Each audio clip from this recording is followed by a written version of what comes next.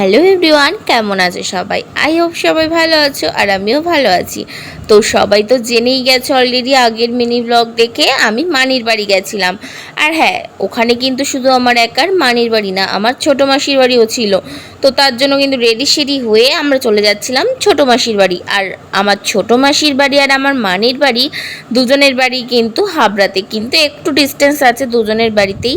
তো যাই হোক, গরমের মধ্যে কিন্তু রেডি সেডি হয়ে আমরা দেখো টোটোয় উঠেও পড়েছিলাম। আর সেদিন পড়েছিল না ভীষণ গরম, দেখতেই পাচ্ছ। অনেকক্ষণ রাস্তায় দাঁড়ানোর পর ফাইনালি কিন্তু আমরা টোটো পেয়ে গেছিলাম। যারা আমাকে ফলো করো তারা আগের ভিডিও দেখে বুঝেই গেছো আমি হাবড়ায় গেছিলাম কিন্তু শপিং করতে, আর তারপর চলে গেছিলাম মানির বাড়িতে। কিন্তু ওখান থেকে যে ছোটো মাসির বাড়ি যাব এটা কিন্তু ভাবিনি।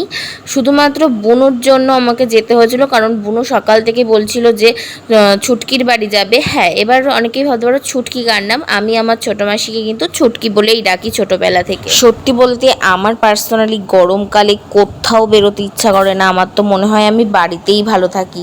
আচ্ছা, এরকম আমার সাথে একই মত কারা কারা অবশ্যই কমেন্ট করে জানিও।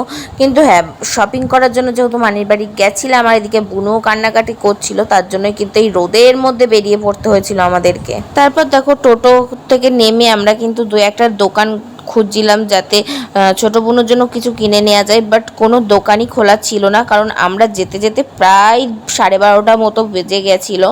তো তার জন্য কিন্তু কোনো দোকানই ওই গরমের মধ্যে ওই টাইমটা খোলা ছিল না। তারপর আর কি আমরা তিনজনে মিলে হাঁটতে হাঁটতে চলে গেলাম ছুটকির বাড়িতে। আর এদিকে দেখো আমাদের দেখে বুনু কতটা খুশি হয়েছে, এদিকে তো খুশিতেও নাচাই শুরু করে দিয়েছে। আর হ্যাঁ, ও যে এইটুকু বয়সে এত পাকা পাকা কথা বলে তোমাদের সাথে তো আমি কিছুটা শেয়ার করবই করব, কারণ আমারও ভীষণ ভালো লাগে ওর মুখে কথাগুলো শুনতে। না, ওই বাড়িতে রয়েছে। এদিকে দেখো আমার যেই কুকুরটাকে এত ভালো লেগেছে, আমি তো ওটা নিয়েই খেলা শুরু করে দিয়েছিলাম। বলে দাও পায়ে কি পড়েছে? এটা পায়ে কি পড়েছো? Nail polish.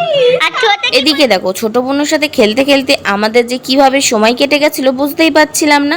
তারপরে কিন্তু ছুটকি আমাদের জন্য বাড়িতেই দই লস্যি বানিয়েছিল, যেটা খেতে তো হেভি ছিল। তারপরে আর কি এই গরমে ঠান্ডা ঠান্ডা দই লস্যি খেয়ে তিনজনে মিলে কিন্তু আবার খেলা শুরু করে দিলাম।